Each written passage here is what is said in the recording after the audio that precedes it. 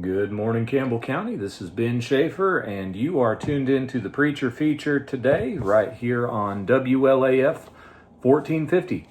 I'm so glad that you are tuned in today, and this is a Bible discussion program. We keep the phone lines open here, and so as we're going through the program today, if you have a thought or a question that you want to ask, please feel free to call in 423-562-1450. Again, that's 423-562-1450, and I would certainly love to hear from you. Do you remember back to 2020? To COVID?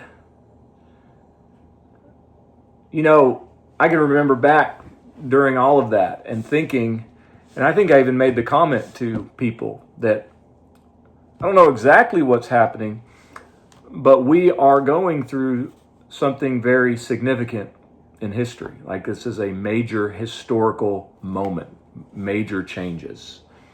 We were going through changes.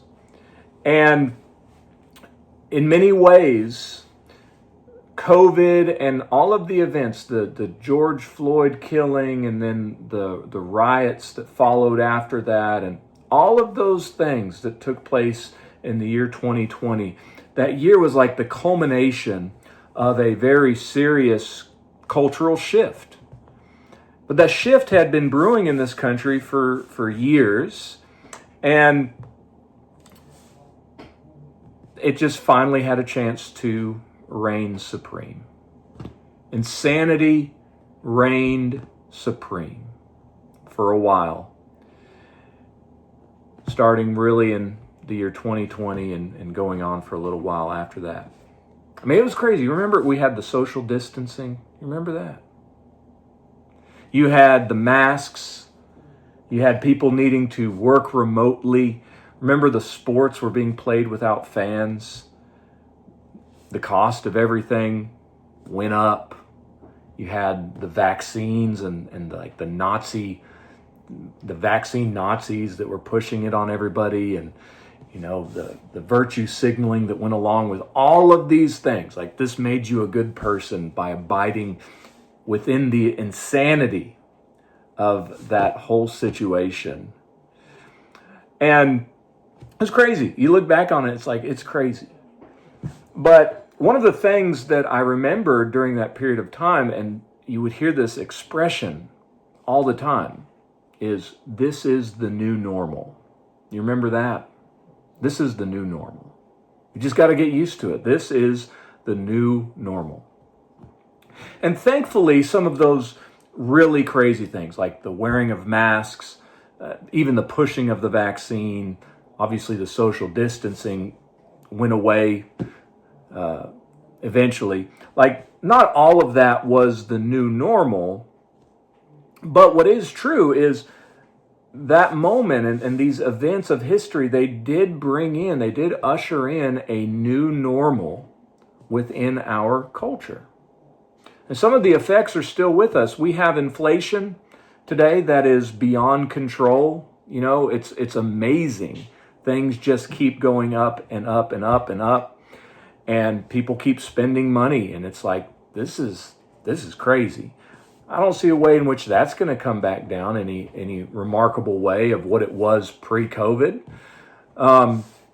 We're seeing the next generation starting to emerge and be seen in the spotlight. And what we are seeing is that these children have been raised in such a way that there's directionless, nihilistic hedonism among, the 18 to whatever generation, the 18 to 25-year-old kids. Our political system today is divided in a way that I don't know that it's ever been. And there's really, from my estimation, there is no semblance of a good leader, like a good presidential candidate on the horizon. I don't know what happens after Trump's term is up. We are in this new normal. It's just a weird environment that we live in today. What's interesting about this new normal that we have is when Trump was reelected in 2024, a lot of people were voting in response to this new normal, things that were happening that they didn't like. And I believe that when he was elected, a lot of people thought, okay, well, now we can breathe. We can take a sigh of relief. It was a victory. And to many people, the idea was, okay, now we're going to take a step back. We're going to go back to a more conservative, common sense way of life. And I think that's real. I think that people felt that, had that expectation, and maybe you even believe that's happened to some degree. But all of this speaks to this thing that is true about all of us, is we all long for a better time. And in many ways, we ask the same question that Merle Haggard asked in his song when he sang, are the good times really over for good? Because the good times for us will typically be looking backwards. If I can use a turn of phrase on the new normal, we are looking and we are longing for the old normal. We want the old normal. The new normal is bad. We want the way things used to be, the way things were. I have this about myself.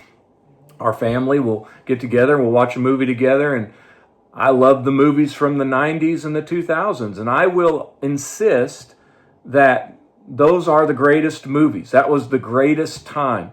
The movies were better. It was a great time to be a kid. It was, the last generation before cell phones. It was just a fantastic time. And so when I think about a better time, that's when I'm looking back to in my mind. But the thing is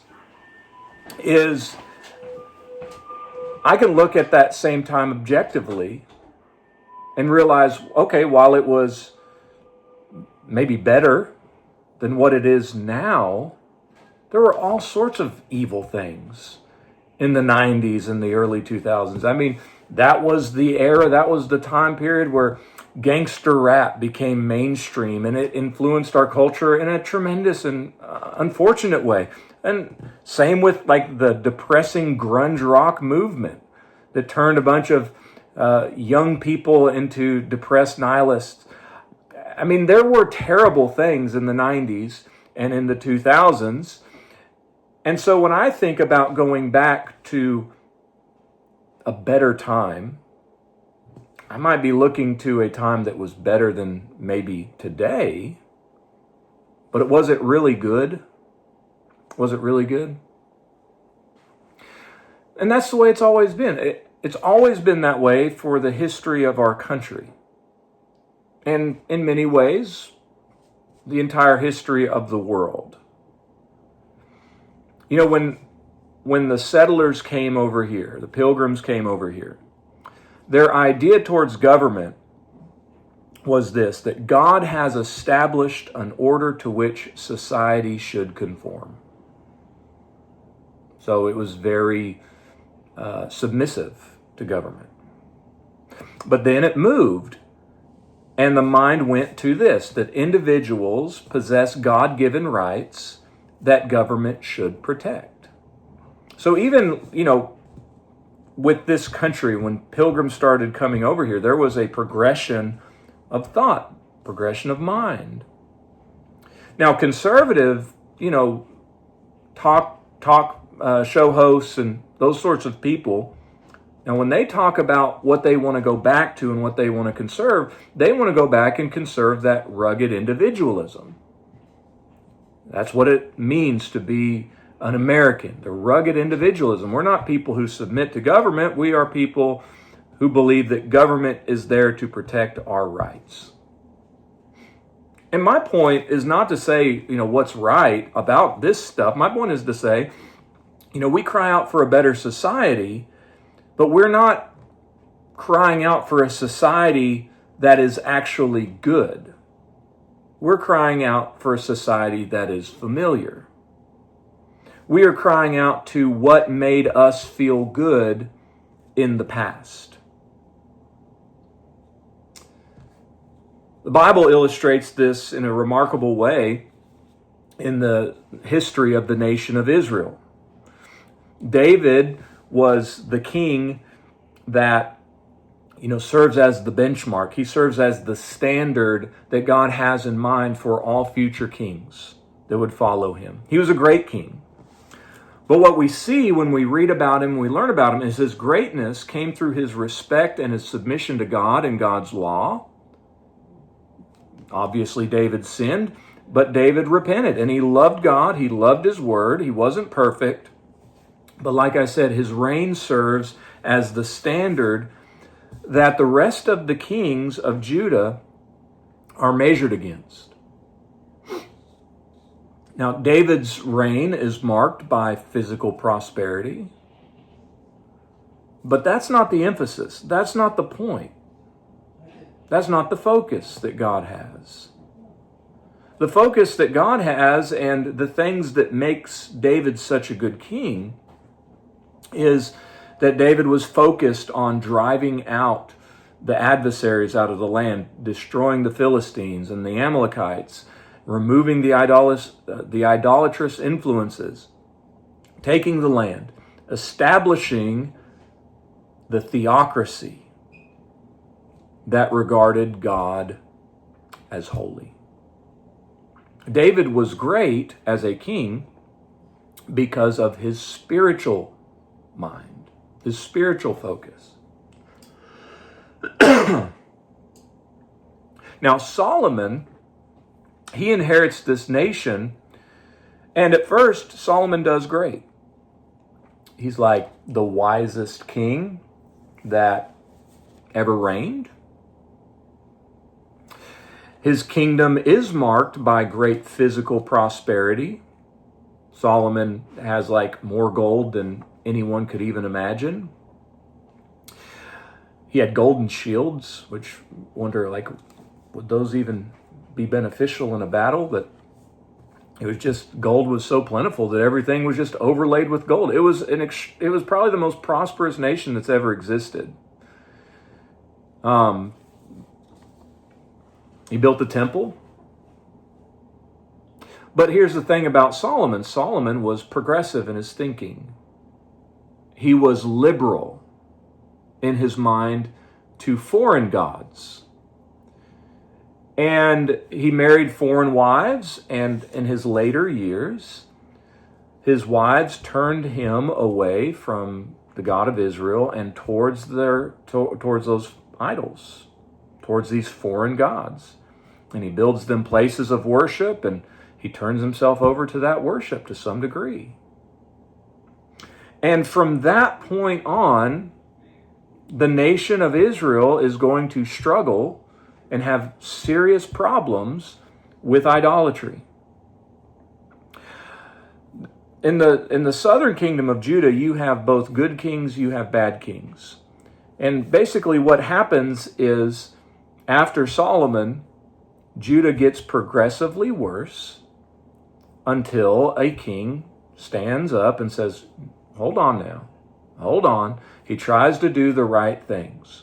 Interestingly, he will always be judged according to the standard of David.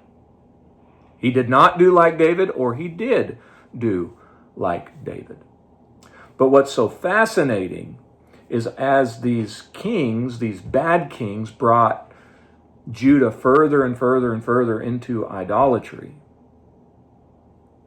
these kings that tried to stop it, kings that tried to take a step back, while they could make decrees, while they may be able to destroy some idols, as a whole, the culture was never able to go back to what it was under David.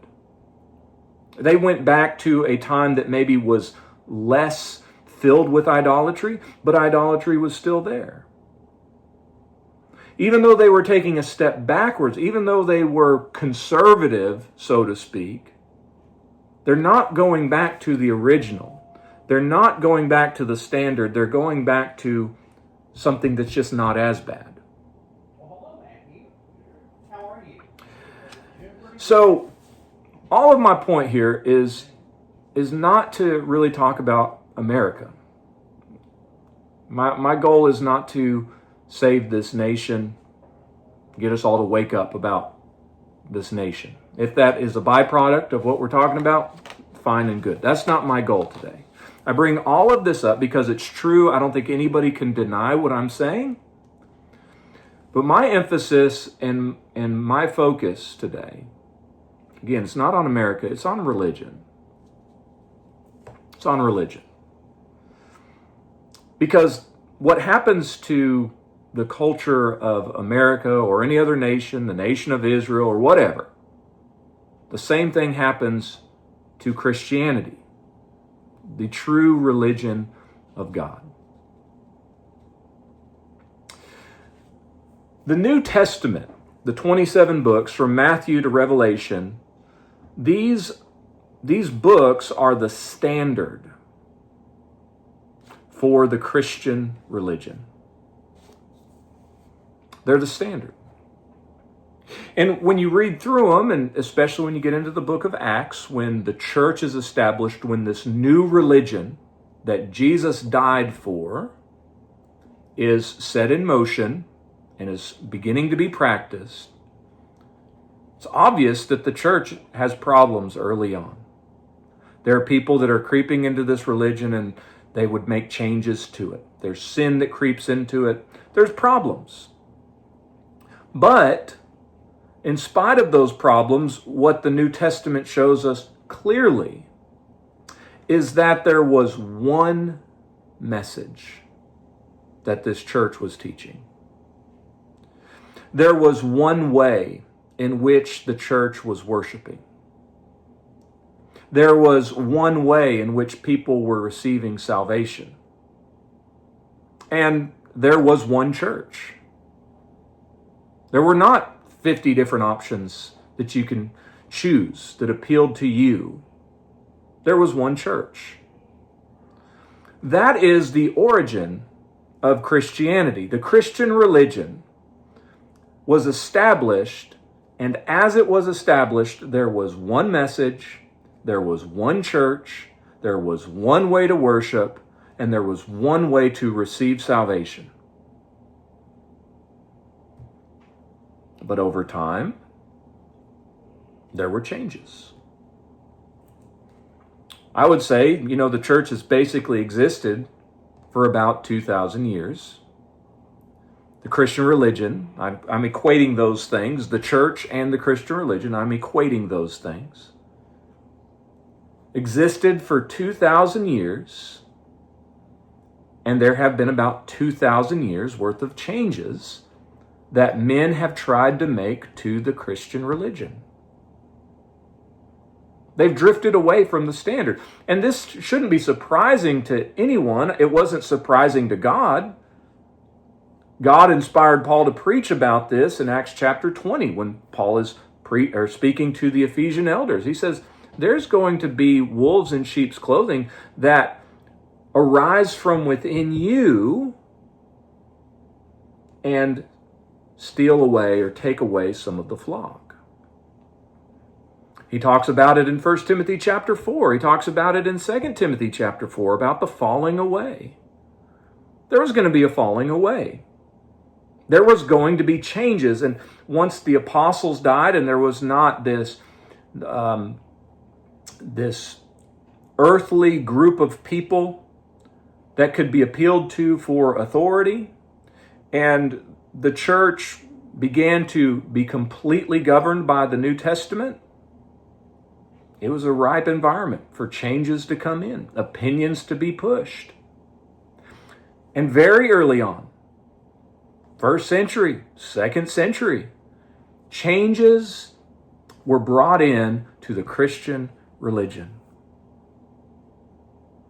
So for 2,000 years, roughly, mankind has been making changes or attempting to change the religion of Jesus Christ. Throughout those 2,000 years, we would say that there have been people historically who have tried to stop the progression. They've said, we want to go back. Notably, in 1517, Martin Luther becomes the figurehead of the Protestant Reformation. But if you really think about what Luther wanted initially, Luther wanted to go back to a better time within the Catholic Church. He didn't want to go all the way back to what you see in the Bible.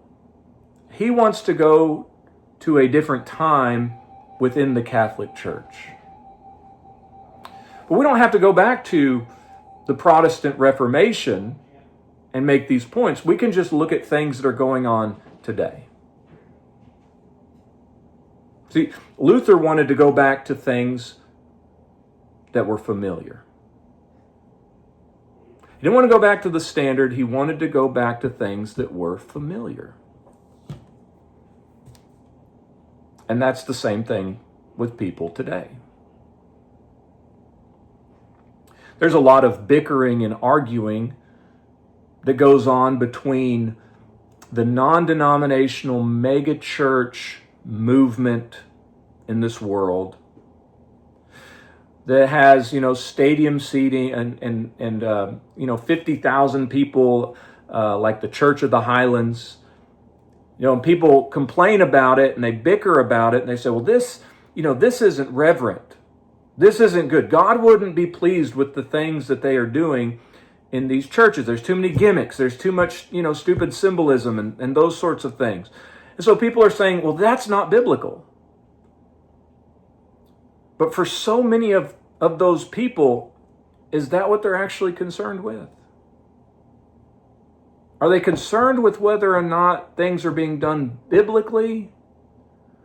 Or are they more concerned with that things are being done in a way that's familiar? Because what are they wanting them to do? They're not wanting them to go back to first century Christianity, the true pure religion that's governed only by the New Testament. No, they want them to go back to more traditional denominations. Like we need to go back to, these traditional services, the old way that we used to do things. Not realizing that their denomination was at one time the new thing. So my point again is they don't want to go back to what's right. They want to go back to what's familiar. There's a debate that's raging right now within the SBC, the Southern Baptist Convention, and the debate is concerning women pastors. And there's obviously this segment, this group that wants to say, yeah, a woman can serve in any capacity as a man. So they're having this internal debate about what to do with it. I don't know if it's still going on. I haven't looked into it in a few weeks, but they've been having this debate. Should women serve as pastors? And what are they trying to do? Well, they're trying to stop a, quote, new normal. They're trying to stop progressivism. But is the desire to actually go back to the Bible? Well, it can't be. Because the SBC is not in the Bible. At one time, that group was the radical new normal. There's no desire to actually go back to the Bible. The desire is to go back to something that's familiar. I know they won't go back to the Bible because they will never give up denying what Jesus taught about salvation. Until you give up the false doctrine of faith alone, you have no desire to go back to the Bible. Until you give up the idea that baptism is not necessary for salvation, you don't want to go back to the Bible, because that's what the Bible teaches. That's what Jesus says. And look, my goal right now is not to convince you that my way is the right way.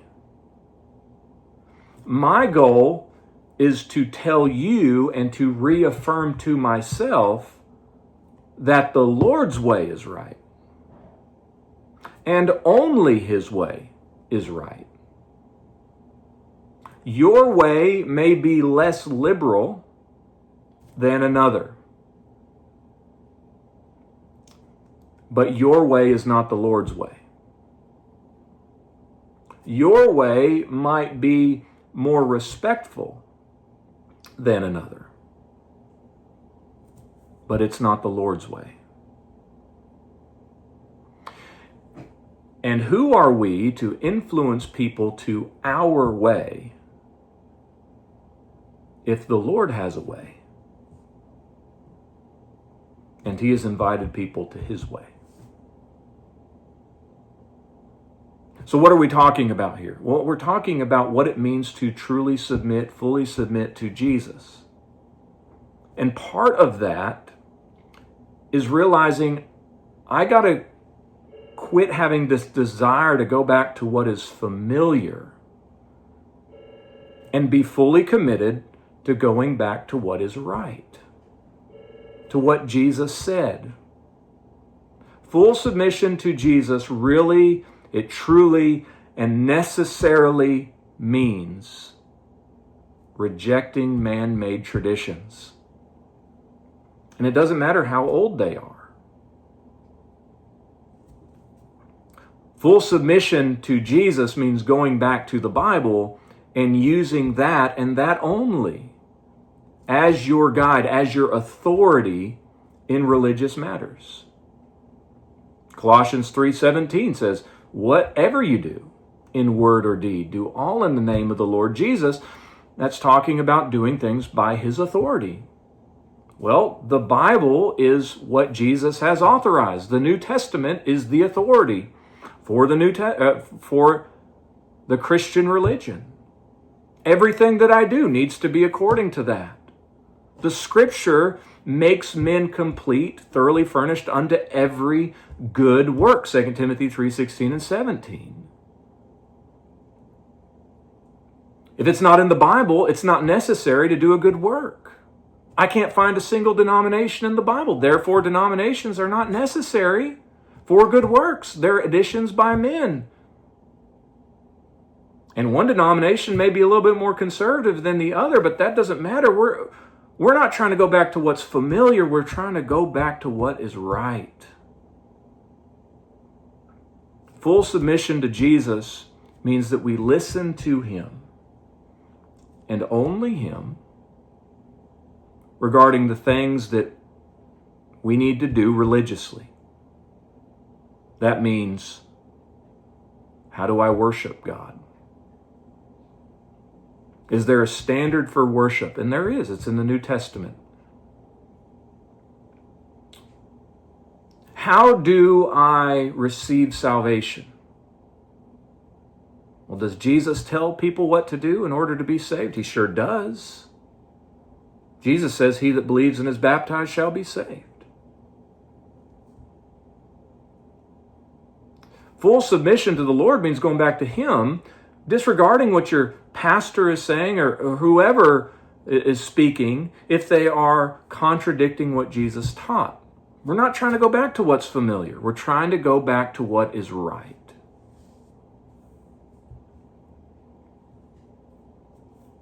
Don't think that just because you are a part of something that is more conservative than the peak of liberalism today means that you're right.